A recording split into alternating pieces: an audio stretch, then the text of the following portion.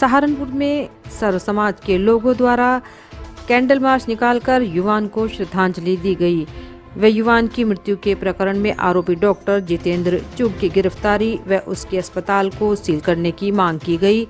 Candle march निकालने वालों में पार्षद दिग्विजय सिंह चौहान, राजकुमार शर्मा, रोहित, संदीप, संजय कटारिया, विक्रम, कुलदीप सैनी, नीरज शर्मा, कुलदीप पुंडीर, योगेंद्र राणा, दुष्यंत आदि मौजूद रहे।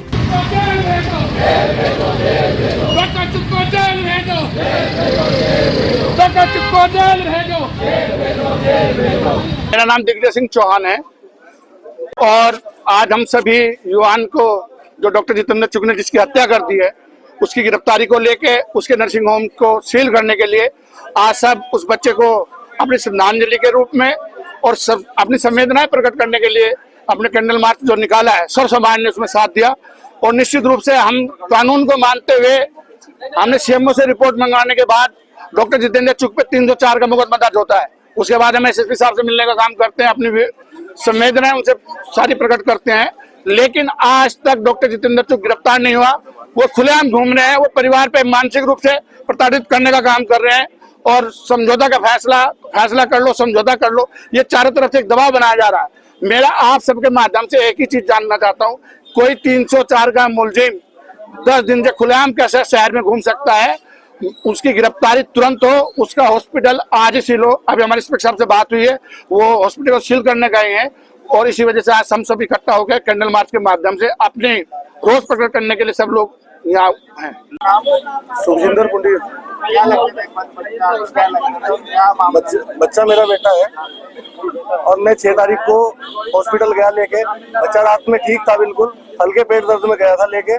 सुबह तक डॉक्टर साहब ने रात को इमरजेंसी फीस ली, सुबह तक डॉक्टर साहब नहीं आए। बच्चा एक्सपायर हो गया। एक्सपायर होने के बाद 1 घंटा बाद डॉक्टर साहब आए, तब उन्होंने बच्चे को मृतक घोषित किया। उसके बाद से हमने डॉक्टर साहब को कुछ नहीं कहा। हमारा विश्वास कानून पर था। हमने कप्तान साहब से मिले, सीएमओ साहब ने रिपोर्ट दी, उसमें डॉक्टर दोषी पाया गया। 304 का मुकदमा है डॉक्टर के ऊपर, लेकिन अभी तक 10 दिन हो गए हैं, अभी तक डॉक्टर को ना ओपीडी चल रही है और ना उसे उठाया गया वहां से। कप्तान साहब से मिले, हमारा यही है उसका हॉस्पिटल जो हमारे साथ हुआ है वो किसी और के साथ ना हो। हमारा यही है। वो मेरे पास दबाव बना रहे हैं, कल भी 10 डॉक्टर मेरे पास थे। मैं हर रोज वो मेरे ऊपर दबाव बना रहे हैं इस चीज के लिए कि फैसला कर लो, फैसला कर लो। मुझे न्याय चाहिए। मैं सिर्फ इसलिए आया था हॉस्पिटल से अपने बच्चे को आराम से लेके, बिना कोई तोड़ फोड़ किए। मैं इसलिए आया था वहां से कि मुझे न्याय मिलेगा। ये इतने जो भाई खड़े हैं, ये सब लोग ये सिर्फ इसलिए साथ खड़े हैं कि सब न्याय में साथ है मेरे, और ये इन्हीं भाइयों का मैं सबसे पीछे खड़ा हूँ। ये सब खड़े हैं मेरे साथ। बस मैं यही कहना चाहता हूँ, न्याय के लिए ही कप्तान साहब के पास गए थे, सभी के पास न्याय के लिए जा रहे हैं, लेकिन अभी तक इसमें कुछ नहीं हुआ। 1 महीना होने को आ रहा है।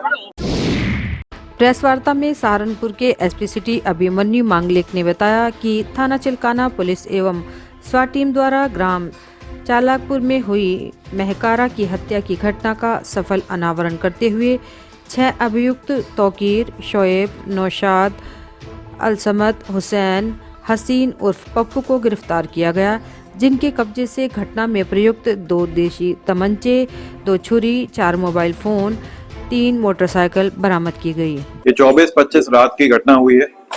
इसमें एक मृतका को 4 लोग घर में घुसते हैं, 4 से 5 लोग अंदर घुसते हैं और उसको गोली मार के उसकी हत्या कर देते हैं। उस घटना में एसओजी पुलिस लगी हुई थी और अपनी थाना चिलकाना की पुलिस लगी हुई थी। उनके द्वारा सीसीटीवी फुटेज देखते हुए और बाकी सर्विलांस का प्रयोग करते हुए पूरी घटना का सफल अनावरण किया गया है। इस घटना का मेन मोटिव और मेन मास्टरमाइंड तौकीर है। तौकीर जो मृतका है उसका बहनोई है और उसको उसके साथ प्रेम प्रसंग था उसका, और इसी बात को लेकर उसको ये बात पता थी कि उसका 1 महीने में उसका निकाह होने वाला है और ये बात उसके दिमाग में थी, अगर उसकी नहीं हो सकती तो किसी की नहीं हो सकती। तो तौकीर ने इसमें उसका एक मित्र रहमान जो उसके साथ हिमाचल में ही रहता है, उसके थ्रू 5 से 6 लड़के उसने तैयार किए थे। उनको सुपारी दी गई थी, उनको पैसे दिए गए थे और इनकी प्लानिंग पहले अपहरण की थी, लेकिन बाद में प्लानिंग चेंज होके उसके मर्डर की बन गई। और इसमें हमारे पास जो ट्रांजैक्शंस हुए हैं तो शोएब के अकाउंट में शोएब, हुसैन और नौशाद, अलशमद और तालिब और पप्पू, ये 6 लोग थे जिन्होंने घटना को अंजाम दिया है। और इसमें से मेन जो आदमी शोएब है और हुसैन है, उसके अकाउंट में हमने पैसे की ट्रांजैक्शन भी चेक करी है, वो भी इसके पैसे ट्रांसफर हुए हैं। और इस तरह पूरा सुपारी देकर ये पूरी घटना का को अंजाम दिया गया है। कितने पैसे में इनकी बात हुई थी सुपारी की और कितना इन्होंने एडवांस दिया था? इसमें टोटल जो डिसाइड हुआ था 3 लाख रुपए में हुआ था, जिसमें से कुछ बताए जा रहे हैं 1.5 लाख रुपए नगद दिए गए थे और 1.5 लाख रुपए पेटीएम और गूगल पे के माध्यम से दिए गए हैं। इसमें पहले जब प्लानिंग किडनैपिंग की थी तब 3 लाख रुपए थे, उसके बाद ये जब मर्डर की प्लानिंग हुई तो उसमें 2 लाख रुपए और बढ़ा दिए गए थे। 5 लाख का टोटल ट्रांजैक्शन इनका तय हुआ था, अमाउंट जो तय हुआ था, उसके बाद 2 लाख अभी रुपए देने इसके रह गए थे। भारतीय किसान यूनियन लोक शक्ति के कार्यकर्ताओं ने 4 सूत्रीय मांगों को लेकर प्रदेश के मुख्यमंत्री को संबोधित एक ज्ञापन जिला प्रशासन को सौंपा। ज्ञापन देने वालों में जिलाध्यक्ष ठाठ सिंह राणा, शिव कुमार चौहान, शौकीन त्यागी, शाहिद नदीम, मोहम्मद वकील, फैसल, मोहम्मद अरशद, साकिब, अरशद, संदीप कुमार, सावन, मोनादी मौजूद रहे। मेरा नाम ठाठ सिंह राणा है, मैं जिलाध्यक्ष भारतीय किसान यूनियन लोक शक्ति सहारनपुर। हमारी 8 नवंबर को लखनऊ में महापंचायत है। मुख्यमंत्री जी को ज्ञापन भी दिया जाएगा, अपनी समस्या भी रखी जाएगी किसानों की उनके पास। एक तो ऊपर से जो आदेश है राष्ट्रीय अध्यक्ष जी के, उसको लेकर के ज्ञापन था, और दूसरा नंबर बेट क्षेत्र में अनाज मंडी की बहुत तगड़ी समस्या है, वहाँ के किसान परेशान हैं। उधर तो हरियाणा वाला उनके धान रोक दें पुल पर, उसको लेकर तो हम संघर्ष कर रहे हैं मंडी को लेकर। आगे भी जो आदेश होगा उस पर काम किया जाएगा। और तीसरा नंबर एक जो चीनी मिल है, बजाज चीनी मिल है जो बजाज चीनी मिल, उन पे 3 महीने का किसानों को बकाया है, कई मिलों पर बकाया रुक रहा है किसानों का, उसको लेकर भी अपनी मांग रखी है और डीएम साहब के माध्यम से ज्ञापन दिया है। डीएम साहब के माध्यम से जो है वो मांग मुख्यमंत्री तक पहुंचाई जाएगी। तो इसी संबंध में लखनऊ पंचायत के संबंध में आज ज्ञापन था। सरस्वती शिशु मंदिर जूनियर हाई स्कूल देवबंद में आज स्कूल के बच्चों को कराटे कोच सिंहान बसंत उपाध्याय के द्वारा कराटे का प्रशिक्षण दिया गया। कराटे के प्रशिक्षण कार्यक्रम में कराटे कोच बसंत उपाध्याय, जूनियर कोच सोमित सिंह गौतम, प्रधानाचार्य मनीष त्यागी समेत अध्यापिका सुनीता, मीना, निर्देश आदि उपस्थित रहे। आज सरस्वती जूनियर हाई स्कूल में मेरे द्वारा व मेरे जूनियर कोच सोमित सिंह गौतम द्वारा सेल्फ डिफेंस की ट्रेनिंग दी गई। हम लोगों ने अपने इस क्षेत्र में एक मुहिम चलाया है, जिसके अंतर्गत जितने भी हमारे क्षेत्र की लड़कियां हैं उनको हमें लीडर बनाना है और वह अपनी सुरक्षा खुद कर सके, इसलिए हमने यह मुहिम चलाया है। सभी स्कूलों में आसपास के जो गांव हैं वहां पर हम लोगों ने ट्रेनिंग देने का एक जिम्मा उठाया है और सभी लड़कियों को गुड टच बैड टच के बारे में बताया और कैसे उनको अपनी सुरक्षा करनी है, उसके तहत उनको किस तरह से कौन सा मूवमेंट करना है, कौन सा अटैक करना है, कौन सा डिफेंस करना है, वो सब चीज़ें हम लोगों ने आज उनको सिखाया। सहारनपुर के रोटरी क्लब में आंगनबाड़ी कर्मचारी यूनियन उत्तर प्रदेश की एक बैठक आयोजित की गई, जिसमें कई महत्वपूर्ण बिंदुओं पर चर्चा की गई।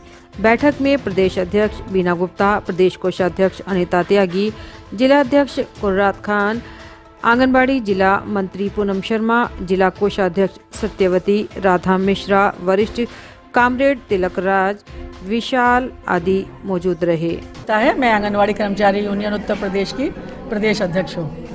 ये हमारे पूरे देश में अभियान चल रहा है। हमारा सुप्रीम कोर्ट ने आंगनवाड़ी को जो रिटायर हुई थी, रिटायर नहीं हुई, निकाल दिया था विभाग ने, वो सुप्रीम कोर्ट ने उनके पक्ष में आदेश दिया है कि उनको ग्रेच्युटी का अधिकार मिले। और आंगनवाड़ी वर्कर देश में जो हमारे संविधान में 2 महत्वपूर्ण अधिकार हैं, शिक्षा अधिकार कानून और फूड सिक्योरिटी भोजन अधिकार कानून, इसका अनुपालन करा रही हैं। इसलिए आंगनवाड़ी वर्कर को नियमित वेतन मिलना चाहिए और रिटायरमेंट पे फंड पेंशन और ग्रेच्युटी जो है इनको मिलनी चाहिए। ये एक बहुत बड़ी बात है। इस निर्णय से पहले जो था सुप्रीम कोर्ट हर कोई जो भी याचिका जाती थी रिजेक्ट कर देते थे, क्योंकि वो कहते थे ये सोशल वर्कर है। ये पहली याचिका है जिसमें सुप्रीम कोर्ट ने माना ये वर्कर हैं और इन्हें बुनियादी अधिकार मिलने चाहिए। तो यहाँ पे बहुत बड़ी तादाद में रिटायर होने वाली बहनें हैं जिन्हें निकाल दिया गया, तो उनको कम से कम पेंशन मिले और ग्रेच्युटी मिले और जो न्यूनतम वेतन है वो इन्हें मिलना चाहिए। इसके लिए आंदोलन की हमने एक रूपरेखा बनाई है। 26 नवंबर को लखनऊ में धरना है और उसकी तैयारी के लिए हम यहाँ आए हैं।